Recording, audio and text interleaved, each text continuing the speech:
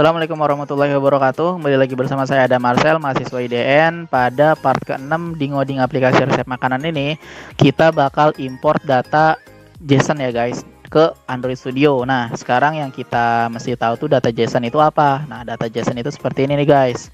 Kita buka browser. Nah, ini dia data JSON. Datanya kelihatan masih berantakan. Ini adalah result. Kalau kita klik raw juga dia berantakan banget. Nah, ini dia data JSON yang ini bikinnya ini dari web. Bikinnya dia dari web ya, dari aplikasi di web bukan di Android. Nah, data JSON ini kita bikinnya itu dari sini guys. Kita dapatnya tuh dari sini. Kalian harus copy paste ini ya, https://api.spoonecular.com/recipes/complex search nullable number sama dengan 1 and API key sama dengan, nah ini dia API key-nya. Kalian harus dapat API key-nya dari mana? Dari sini. Dari sini nih, my console, ke profile, di sini API key kita show. Nah, ini API key punya saya. Kalian harus bikin API key sendiri. Kemudian end type-nya drink sama dengan drink, diet-nya sama dengan vegan, add recipe information-nya sama dengan true, sama fill ingredients-nya sama dengan true ya. Ini yang harus kalian copy paste. Dan untuk API key-nya saya ulangi lagi, saya tekankan, kalian harus bikin di spoonecular.com/food API. Cara bikinnya gampang ya. Tinggal pertama kalian login atau kalian sign up dulu pakai Gmail kalian sama bikin password kalian. Kemudian kalian ke my console. Setelah itu kalian ke profile. Di sini API key-nya sudah muncul. Tinggal kalian kalau misalkan mau generate new API key tinggal bikin gitu ya. Tinggal copy paste ke sini. Kalau udah kalian pencet enter, nanti dia akan nge-link, nanti dia akan hasilnya, resultnya akan seperti ini, kayak gitu ya guys. Nah, langsung aja kita ke Android Studio-nya. Kita bakal ngoding, kita bakal bikin kayak ginian. Caranya gimana? Yang pertama itu kita ke build Gradle-nya dulu guys. Jadi ini program kita atau proyekan kita yang sebelumnya, kita ke build Gradle app.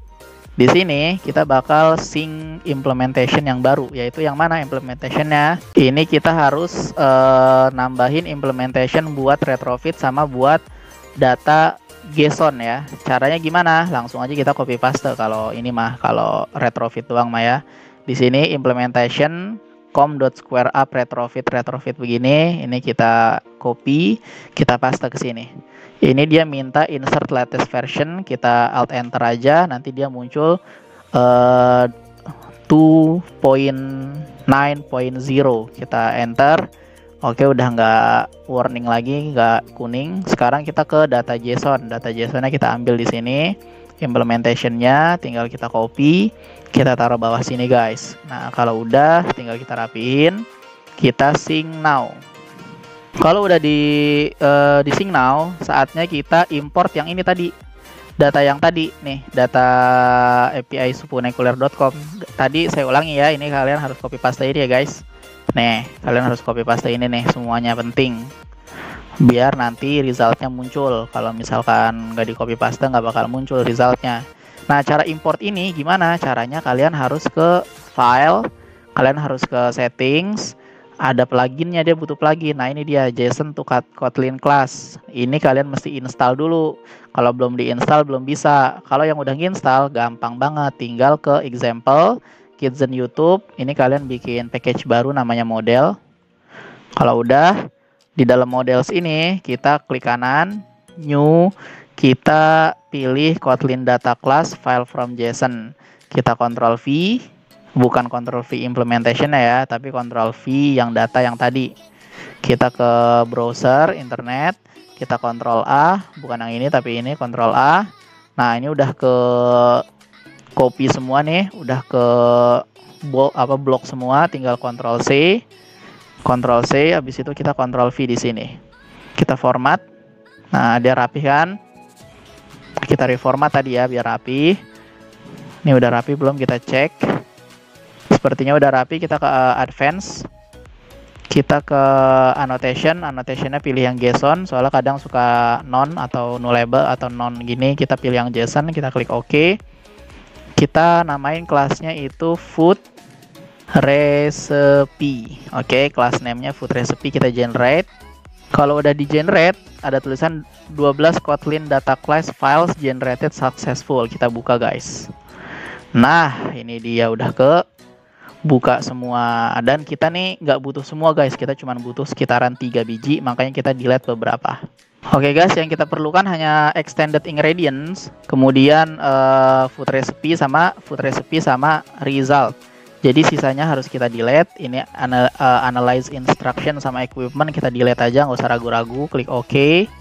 View usage delete anyway aja. Kemudian food recipe kepake, ingredients, length, measures, metric, missed ingredients, kemudian step, kemudian as itu kita delete. Oke, delete anyway. Cakep, udah begini. Sekarang langkah pertama adalah kita buka extended ingredients-nya. Kita ke sini. Ini kita nggak butuhin semua ya, kita cuma butuh beberapa doang. Kita close others aja. Di extended ingredients ini kita hanya butuh beberapa guys, cuma butuh amount, consistency, kemudian image, kemudian name, mana name, ini name, kemudian original, sama kemudian unit. Jadi sisanya akan kita buang ya. Hazel kita delete aja. Amount kita butuhin, konsistensi kita butuhin, ID kita silang aja, kita backspace. Image kita lumayan butuh, measures, meta information kita nggak butuh, kita backspace. Name kemudian kita butuh. Setelah name ada name clean, ini name clean kita lumayan butuh, nggak butuh, kita silang aja, backspace. Kemudian ada original kita butuh, original name sama original string kita nggak butuh. Kalau udah kita kan ini udah kelar nih yang model extended ingredient. Sekarang kita ke model food recipe. Di sini kita hanya butuh sekitaran satu aja guys, number sama offset kita nggak butuh, kita silang. Total result juga kita nggak butuh, kita silang. Selanjutnya kalau udah, ini kita ke selanjutnya yaitu result. Di result ini kita hapusin beberapa bagian. Yang kita pertahankan dari result itu yang pertama adalah aggregate likes ya. Jadi analyze instruction ini kita backspace aja. Chip kita butuh.